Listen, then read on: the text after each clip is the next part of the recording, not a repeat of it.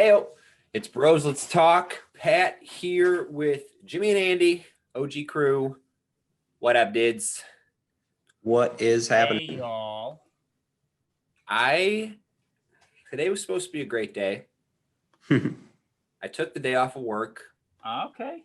made a small to-do list, Uh-huh. and today has been my Murphy's Law day. Everything that can go wrong has gone wrong and will go wrong. I'll keep it brief, but I mentioned that I had to eat a slice of humble pie earlier, and it was in the never-ending battle of man versus woman. And for probably close to a month, if not more, Alyssa's been asking me to clean off and deflate all of the pool floaties that have been sitting outside. And so then we can clear out the water line that the hose is connected to so it doesn't freeze.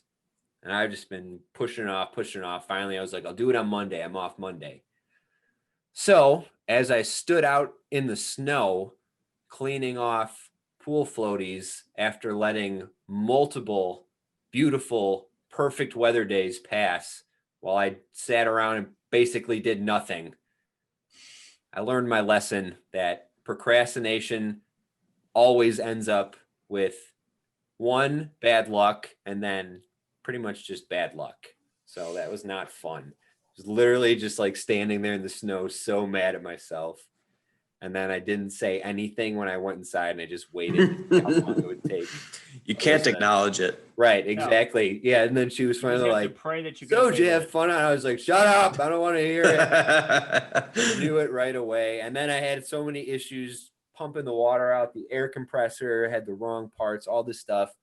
And now my computer, I don't know my computer's fine. It's my Adobe, which is so hopefully we have a video episode this week, but I don't know what's going on in my life right now.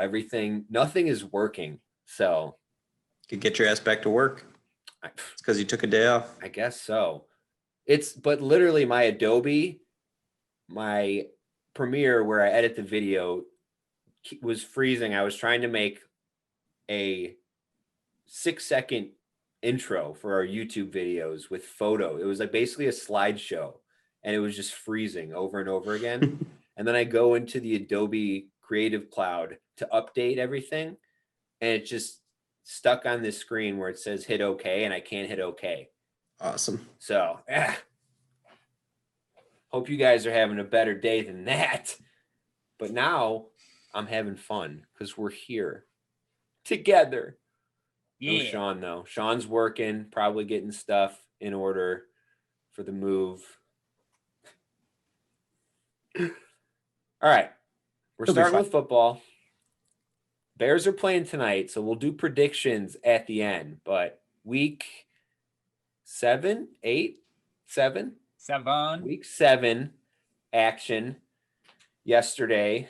A lot of stuff. Sunday night game was pretty awesome if you stayed up and watched it. Sucked for us fantasy-wise, but from a football standpoint, solid game. Bonkers. 1,000 yards total between the two teams. Russell Wilson played great, but had 3 interceptions. So by his standards, very uncharacteristic. Kind of a down game. And Kyler Murray balled out, running all angry like a teenager. I saw the funniest tweet about him. It said, Kyler Murray isn't the fastest guy in the NFL, but his legs move the fastest in the NFL. That's so true. Probably is true. Which means he must have the smallest strides ever if he's not the fastest, but his legs move the fastest.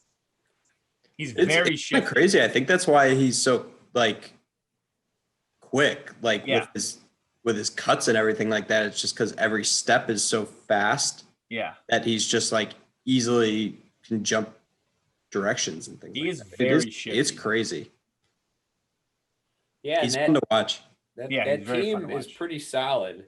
Mm-hmm. The defense obviously gave up over 500 yards yesterday, but made some big plays and some big stops. The guy who gets the interception off Wilson overtime, he played 5 snaps in the game, and then makes a huge play and they kept showing it at the end. Arizona's defensive coordinator was calling up some tricky blitzes, showing a lot of stuff, and then the one they showed an all-out blitz and then pulled back and then sent the corner. That was And that awesome. was just and then the one That on was the such a good play interception, call. same kind of thing. Show the blitz and then back off. Russ throws a quick hot route, thinking he read what's up, and little does he know, dude, right there. Football's crazy. That's why it's to the casual fan. I feel bad for them that they watch and don't understand the nuances of the game and appreciate it like that. And that's why it's cool on the broadcast that they pointed actually both those plays out. They brought them back on the screen and pointed it out because the casual fan wouldn't notice something like that. And that is part of what makes football awesome. It's a chess match as much as it is grinding it out between huge men on the field. Yeah. The Cardinals, though, now 5-2, half game behind the Seahawks. And if the Bears win tonight, outright first place in the NFC, which if they win, it's going to be like 16-13 probably.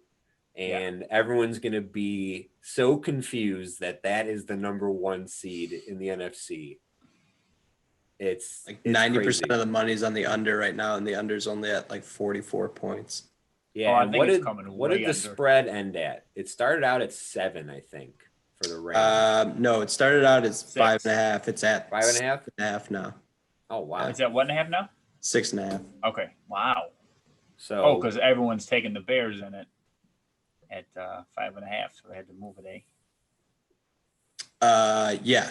Big. No, the other way. Everyone's taking the Rams. Everybody took the Rams at 5.5. Oh, right.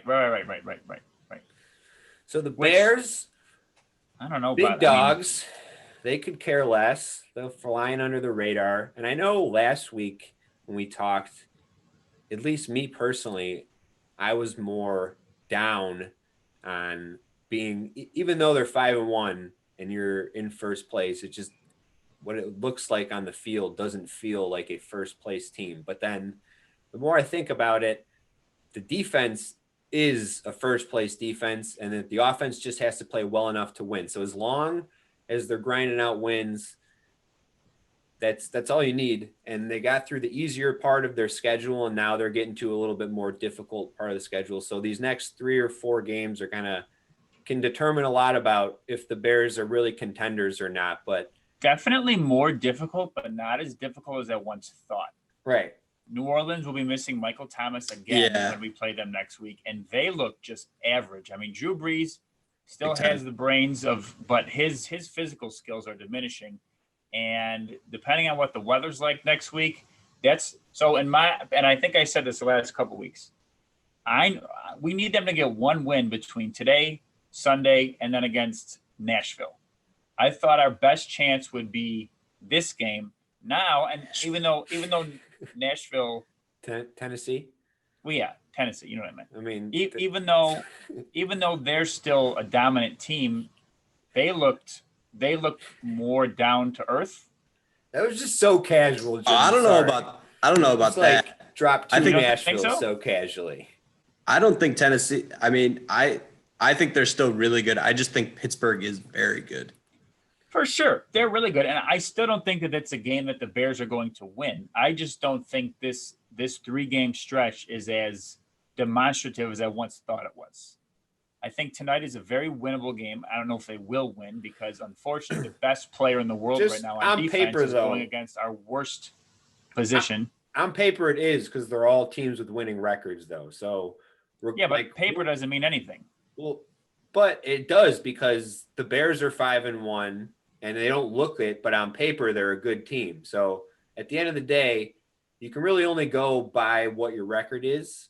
And I just mean for the like component of strength of schedule, these will be looked at as, harder games because of what the opponent records are at the time. I think this is the true litmus test of where the Bears stand, because if they come out of it, I think the Saints are the weakest of those 3 opponents. Mm-hmm. And then probably the Rams and Titans, I'd say, are pretty equal. But if I they just come out reckon of the that, Titans are head and shoulders better than the Rams.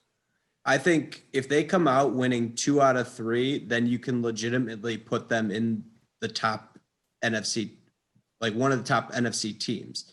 But if they lose 2 out of 3, and I guess if they're close games, you can still kind of put them in the running. But if they come out of that like 0-3 Yeah, that's a against the problem. top teams, Right. then that's a problem. And That's a big problem. that sort of gives people it's going to go back to, oh, this team really isn't as good as Right. like their record says. Everybody, as far as the eye test goes, is like, yeah, this defense is good, but overall this team is not 5-1 standard if you rank it amongst the other teams. Right. And I've been saying this on the show for weeks that I expect them to only win one of these games. And that was before I watched them play last week and before I watched the Saints play and before I watched the Rams play. I still think I'll be happy if they get one game. I think now it's possible to get 2. And I think those 2 are tonight and next week. I think obviously they have a chance against Tennessee, but that would be to lose these 2 games and having to go, not a must win, but needing to not lose 3 in a row and beat Tennessee. You don't want to put yourself in that position. Yeah. So if they come out, even if they come out and win tonight and lose the next 2, with our schedule moving forward after this, Have they only played Detroit in the division? once, yes. Mhm. They have Minnesota twice, Green Bay twice, Jacksonville, Houston, who looks awful, just awful. And I think that's in Chicago. So I don't know. I obviously I want to win all 3. But I'm realistic. That's probably not going to happen. I think tonight and Sunday are our best chance of a victory. And I would feel good if 2 weeks from now you're telling me the Bears are 6-3. I'd still feel good.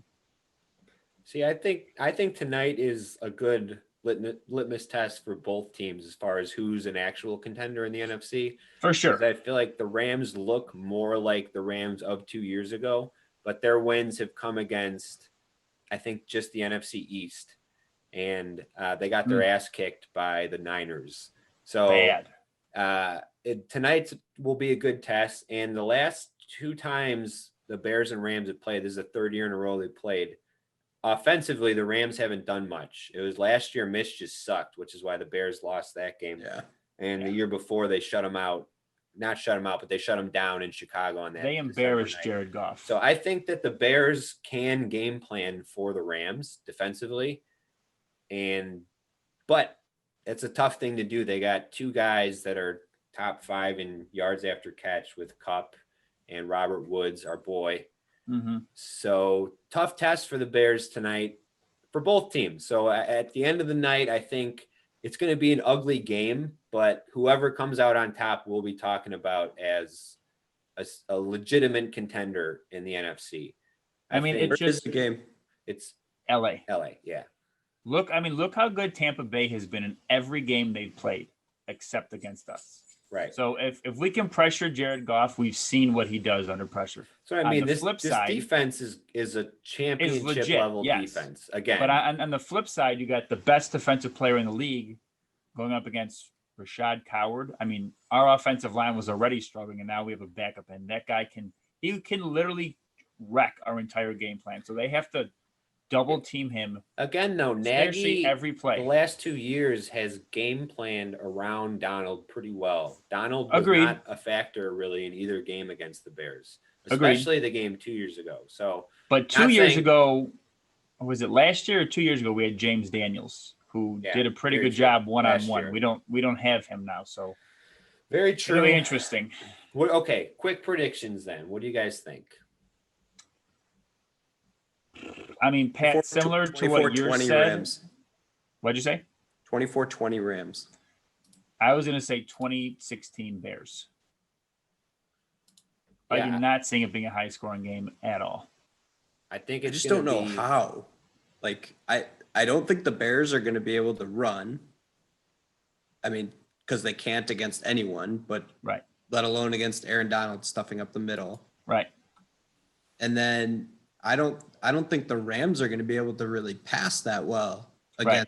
against the Bears. So I can't imagine it being high scoring, but you I feel like every time these games pop up where it's like, oh, strength against strength, then Right. Then it's like 38, 35. It's like 40-40 Right. right. It's just insane. But Yeah, I think low it's, scoring. I think it's going to be low scoring. I think it's going to be like 2017 Bears. Squeak it out. But they cover. Yeah. All right. The World Series has been awesome, but no one's watching. Very entertaining. It's the lowest rated World know, it's so Series sad. ever.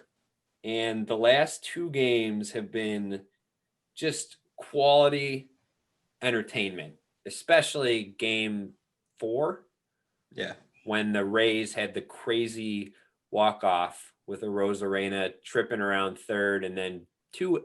I don't know if they credited 2 errors on the play, but Chris Taylor's wasn't technically an error maybe, but he biffed it, which allowed the bobbled it Rosarena bad. to. And then Will Smith just misses the ball.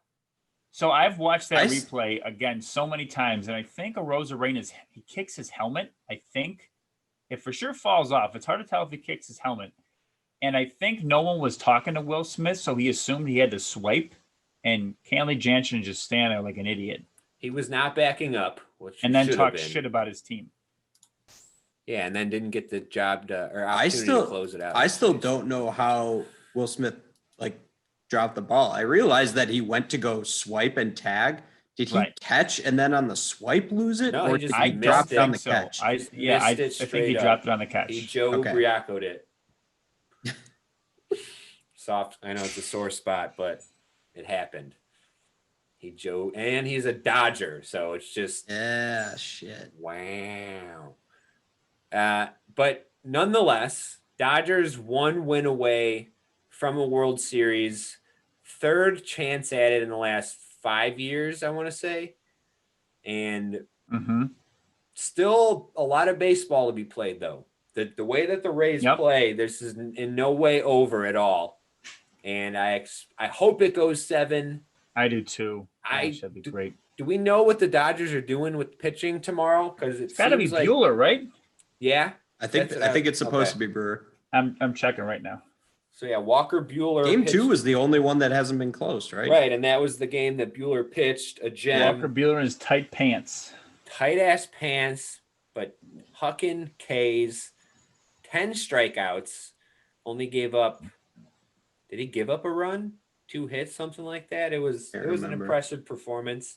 They won like 10-2, I think. Yeah, it was a blowout. But the Yeah, I don't games, know. other I than can't that, find the it. games have been specifically game 4, the back and forth nature, the way that the Dodgers just kept coming back after the Rays would take the lead. And then for the Rays to win it like that, how they did was just, and the Dodgers have been insane with 2 outs. I think they've scored Yeah. a record. There's been a lot of records broken in this postseason. So there were 7 half innings in a row where a run was scored, which set the record, I think, for a World Series game. That's nuts. That's insane. Arozarena's got 9 home runs. It's a single season postseason record, or Yep. for a single postseason. He's also got the most hits by a rookie, and possibly it's just, I don't know how many games he's played because I know the format's different this year. The format's different in the sense that there's an extra round, but there was less games each round than there have been the past few years at least. So I'm sure it Correct. averages out somewhere. But as always, the Major League Baseball playoffs are highly entertaining. And for fans of the sport, I don't understand why the ratings are so low, because these were the 2 best teams in baseball all season. And Yep. they're putting it on display in this series. And for some reason, no one's watching.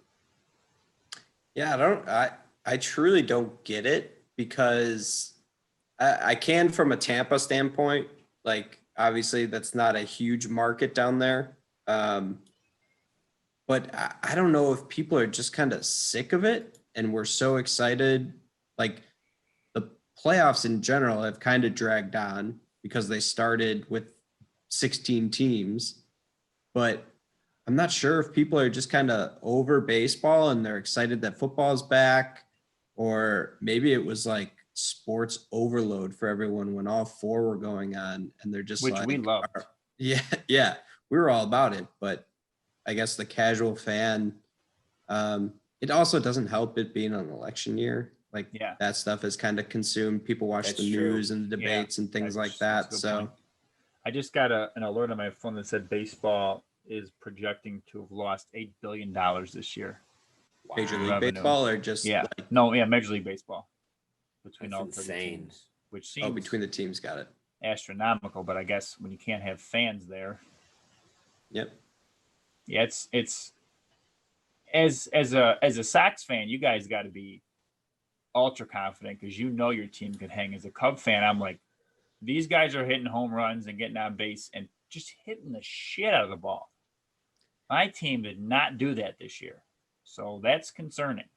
Yeah, the Dodgers, I think, are more, I guess both teams are pretty good pitching staffs on like through and through, but like Yeah. both offenses are really, really fucking good. Yes, But then the Dodgers have kind of the names to go with it in their right. Right. rotation, but the Rays have pitched their ass off. I mean, And this whole the season Rays just with have, a I bunch think, of have the best no-namers. bullpen. So if you can get Yeah. to the 6th or 7th inning with a lead, odds are you're in pretty good shape. Mm-hmm. But it's getting there with a lead. Snell that's and trouble. Glasnow are both solid, like Cy Young. Yes, Parent, but like Glasnow has contending. not been good. Snell won the Cy Young last year. Yeah. Remember when he said he wasn't going to play? Yeah, because of the Rona. So words, not mine. I was thinking about that. What happens to David Price? Does he not get a ring if they win a World Series? Probably not. Like, I'm sure they'll still give it to him. He's on the roster. I don't know. That's Right? I mean, like, I don't know how you that chose, works. You chose not to play. Did he got one got with a Boston, Yeah, that's so what I was just gonna ask. it's not like he's striving for Right, it still or right. anything like that. But The cool dynamic about this, though, is that the Rays payroll is $28 million and the Dodgers payroll is like 200 288 some million. Yeah. million. It's like a 90% difference in payroll. And like we said, we're seeing these teams compete toe to toe at the highest stage of baseball. And it just goes to show that there are so many different ways that you can win in baseball. It's not necessarily just who goes out and spends the most money, even if the Dodgers do Right. go out and end up, because even you look at their team, a lot of their team is built from within. Homegrown in addition guys. to the signing. Yep, they Cody drafted, Bellinger was they a developed. second day draft guy Yep. and MVP candidate. And most of their pitchers, Kershaw they drafted, Bueller they drafted, that Dustin May guy, all these guys are draft picks. So the Dodgers are a even well-oiled with Kershaw, machine.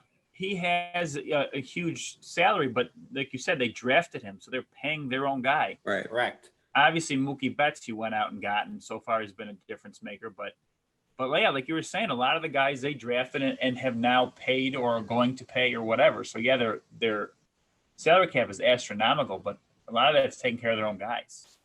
True. And they spend where they need it, which is what a smart organization does. Yep. Because you look at these guys, they have some of the names like Mookie Betts and Justin Turner. Again, Turner's a guy that He I is don't just know on if they fire in the drafted, but postseason. They did not. I think he came from the Mets, I believe. but even there, he wasn't really the same guy he is now when he came there. Right. That goes to show that there's something about what they have there and their scouting department and their player development department that they're able to turn these guys in. Because you look at like Chris Taylor, Kike Hernandez, Max Muncy, all these guys that have just come up through their system and have become solid players in addition to the guys like Mookie Betts. But Turner is just, Alyssa has been watching the games with me and she always says, every time I see him, he gets a hit or he does something. And she's only seen him get out like 3 times in 4 And years. he's such a likable guy. Yeah. Like when he does interviews and stuff, he's such a likable dude. And it's all over it's at the plate and in the field. He made an Yep. insane play on a double play the other night, just a rocket pick. It's just, he's so good. Although just a gamer. poor guy he has that long hair, but he has a terrible bald spot. I don't know if you guys have Yeah. ever seen it. When it's I Yeah. have. like right at the top of his head. He covers it with his long hair. Speaking but of terrible, what's his name? May. What's his first name? Dustin May, Dustin May. Good Lord. this That guy, big red his fro. hair and beard is like Andy's shirt color. He's 6'6", 180 pounds.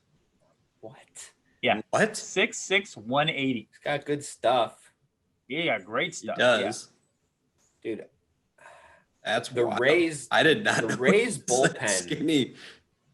the Rays bullpen, their guys have nasty stuff. Oh yeah. Every Yeah. guy they bring in, Alyssa's, Yeah. she Their doesn't really like bullpen is watching baseball with me. I mean, she locked does, down. but I'm always just like, oh, that was such a good pitch. She's like, what? I was just- like, nothing. So it's when you think about the whole, when you break it down to a simplest form, it's a guy throwing a ball and you try and hit it. But when you watch the pitching overlays, when these guys have identical release points, identical arm slots, and sometimes the ball comes out 98 and cuts, and sometimes it comes out 75 and curves. What are you supposed to do? How do you even hit that? Oh, and on top of that, I explained and introduced and explained the concept of pitch framing to Alyssa yesterday. Mhm. And how on top of all that, the catcher is trying to fake the umpire out by catching the ball and placing it. And some of them are able to do it so well that they can steal strikes from time to time. Yep. Personally, I think the umpiring has been pretty good in the World Series. And I don't know if you guys I would agree. noticed this, but they added a plate mic and you can pick up their calls. And I Yeah. love it. Yeah, me too. You just hear it Yeah. just a bit outside, and it's clear as day. Yep. Because again, for the casual fan, that helps so much. Being Big able time. to identify, especially they do such a good job with the production on these broadcasts too. Of There's stat with casts. the Statcast and with the pitch zone and Yep. I mean, you can see and it's dead on, and you can tell a lot of times when they call it a ball and it's a strike. I That was a love- strike. Yes. I love the 3D one where they where it go tells just how go much from the yeah. front and then kind of rotate and see how much of the 3D plate Yep. it catches. I think that's such a cool angle. It's amazing. Now, all I need is for the umps to wear a GoPro, so every once in a while you cut to the Oh ump my and see God. that point of view. Dude. So you say, "Oh, that ball was close. Let's see it from his point of view." So you're like, "Oh yeah, from our point of view, it's a strike." But when you see it come in that fast, you got to make a snap call.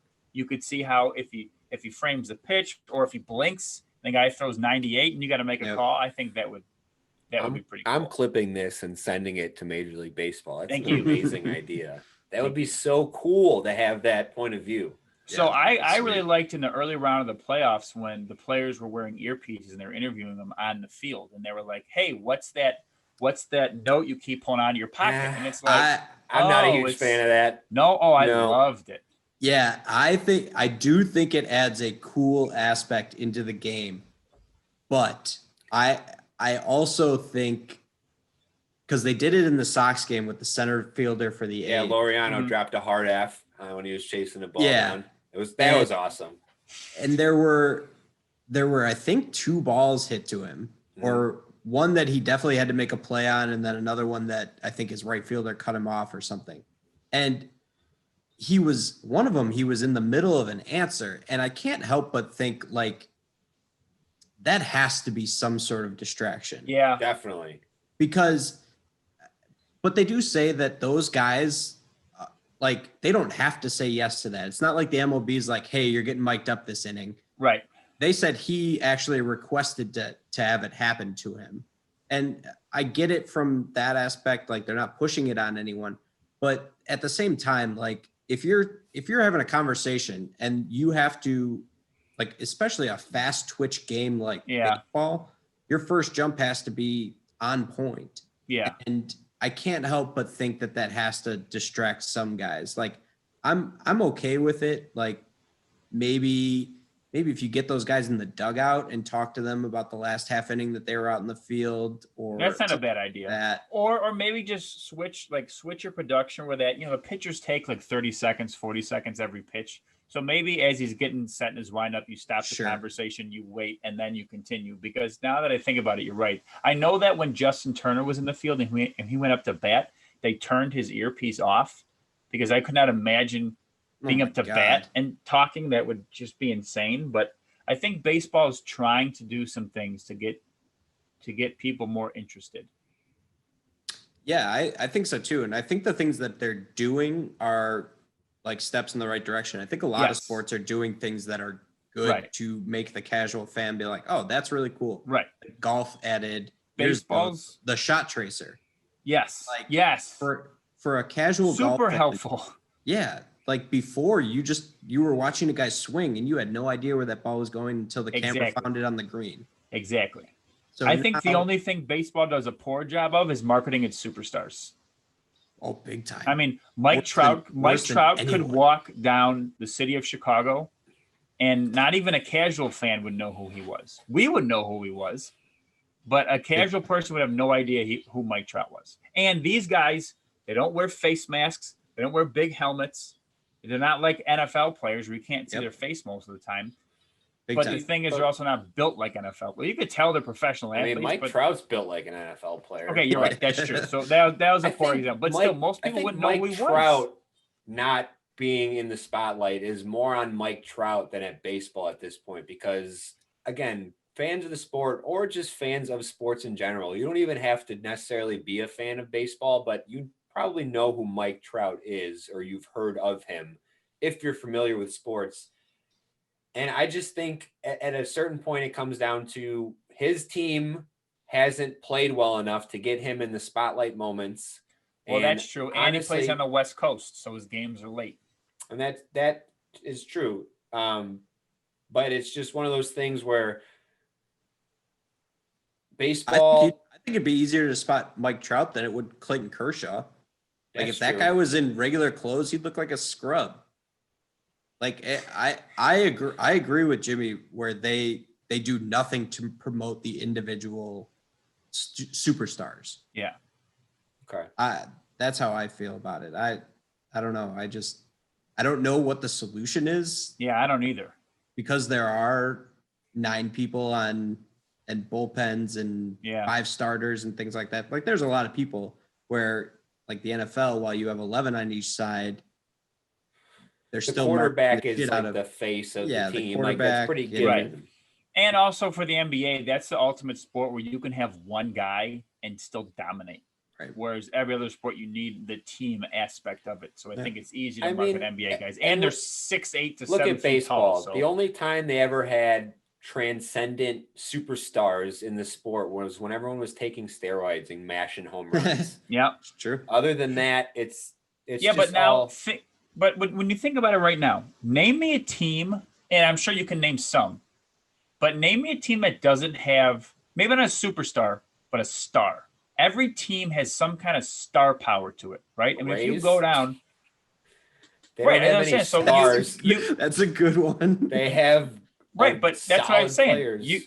You can name me some, but for the most part, every team has stars or up and coming stars on them. So they have to do a better job of marketing their players and building this sport. I mean, But you have some of the most exciting players in baseball right now. I think that comes down to again like localizing it a little bit more. That's up to the team to promote. Like the White Sox have done a great job promoting Tim Anderson and these young guys with the Mm-hmm. Change the Game campaign.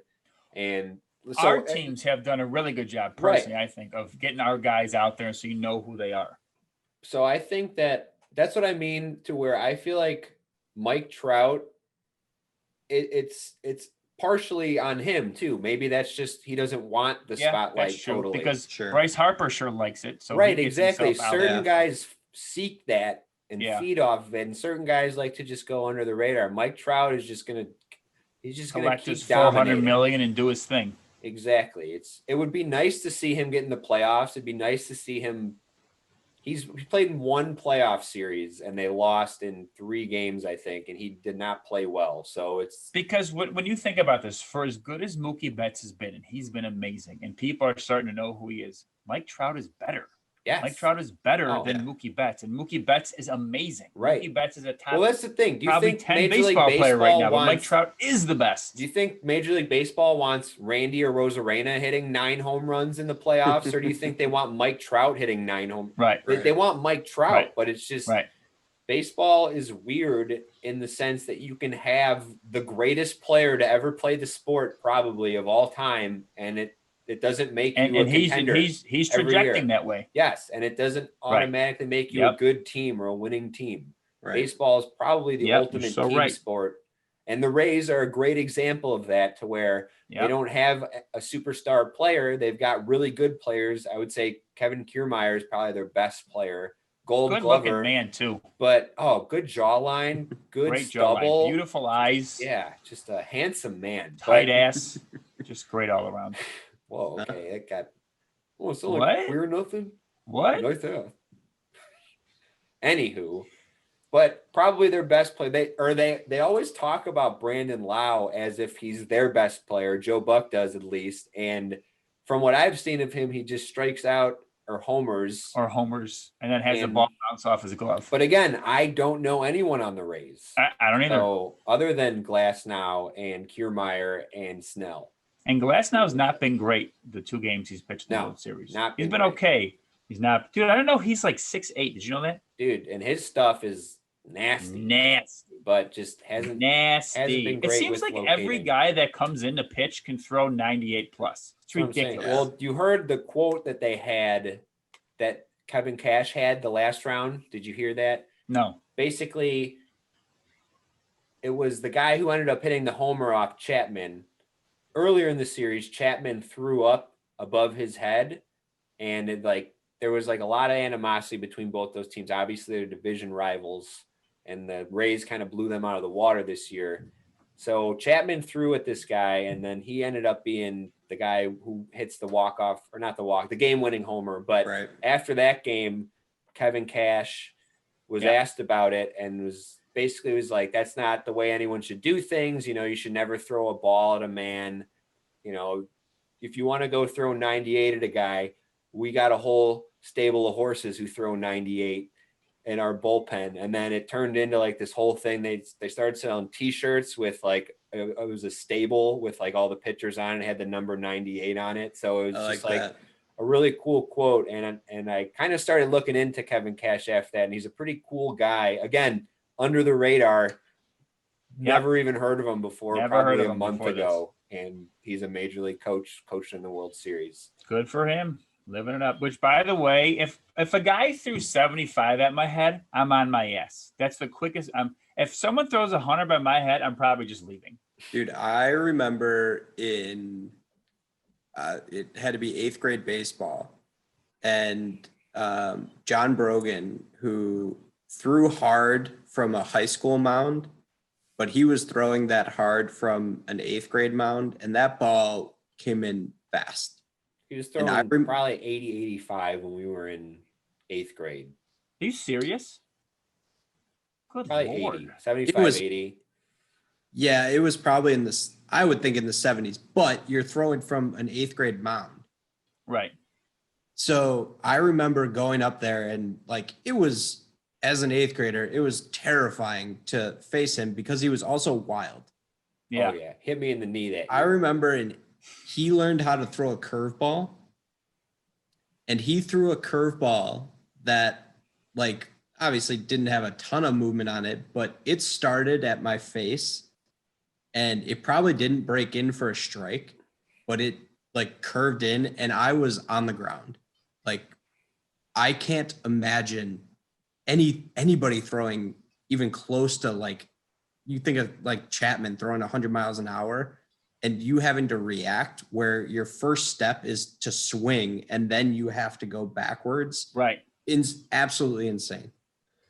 I think it was Joe Buck. I don't know if it was in the ALCS or in the World Series, but he said something along the lines of how baseball players have the best vision in the world. Mm-hmm. And I never really thought about it like that, but it's Mhm. so true, being able to pick up the ball and react in I think it's I like a sent you quarter guys- of a second or something like that. They have I to think I decide. sent you guys like the breakdown of hitting in the major leagues, and it was something along the lines of, it was fractions of a second that they had to, one, see the ball once it comes into vision, like from wherever the pitcher starts their arm to where they Right. can first see the ball. Then they have to try to recognize seams on it to see what kind of pitch it is, and then determine where it is starting and then the trajectory that's going to end up, all while having to figure out whether or not they're going to swing and then actually make contact with the ball. And all this happens in, I think it was like It's like 0.6 4/10 of a seconds or second or something. yeah. So listen to this. insane. The average MLB vision, I guess, is 2012. Which Terrible year. for It's comparison, supposed to end. 28 is considered the best possible human vision, or the best humanly possible vision. So, So- they are like So what 2020 is perfect. They are 2012. That's how well they can see. That's nuts. That's a wild stat. What's the average human vision? Can you pull that up for me, stat Yes, guy I Jim? can.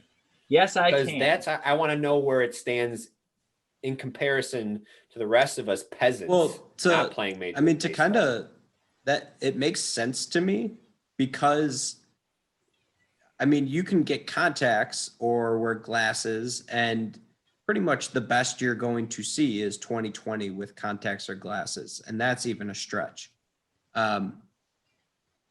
It makes sense because that, from that point on, like if you're seeing with 2020 and major leaguers are seeing 2012, you're basically like, you're playing with a handicap at that point, to where it makes sense that those guys go on to do better things. Whereas me, who wore contacts in 8th grade, or like a good college player, might end up with like 20/20 vision, but then that's where he cuts off, because that's one of those tools in a pro athlete's bag that you don't really think about, like that they're Yeah. just better.